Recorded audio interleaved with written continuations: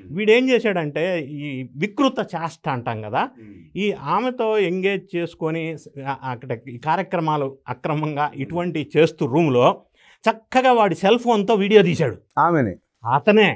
ఆమెని ప్లస్ అతన్ని ఈ క్రీడ జరుగుతుంది కదా, కామ క్రీడ, దాన్ని వాడు స్వయంగా సెల్ ఫోన్లో ఒక వీడియో తీశాడు.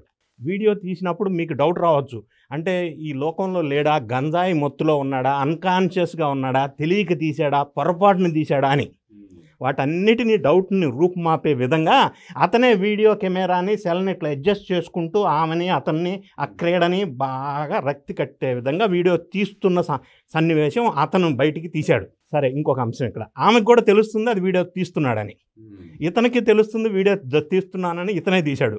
తీసి ఏం చేశాడు, ఆ వీడియోని సింగనమలై జర్నలిస్ట్లో ఒక వాట్సాప్ గ్రూప్ ఉంది, అందులో పోస్ట్ చేశాడు.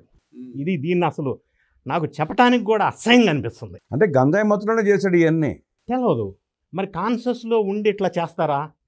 అంటే ఈ మైండ్ సెట్ ఏ విధంగా ఉంది? కాన్షియస్ ఉంటే ఎవరు చేయడండి అంటే నీ చెప్పని, మరి ఎందుకు ఇట్లా మత్తులో తెలియక చేయటమే చేసి పెట్టాడు ఆ గ్రూప్లో పెట్టిన తర్వాత అది వైరల్ లాగా, ఇటువంటి తొందరగా వైరల్ లాగా స్ప్రెడ్ అవుతాయి సహజంగానే, మొత్తం విపరీతంగా వైరల్ అయిపోయింది. ఆ తర్వాత ఎవడో పెద్ద మనిషి చెప్పినట్టున్నాడు, అరే బాబు ఏందిరా ఇదని, అది డిలీట్ చేశాడు అందులో నుంచి. సో ఇప్పుడు ప్రధానంగా ఈ వీడియో బాగా సోషల్ మీడియాలో ట్రోలింగ్ అవుతుంది.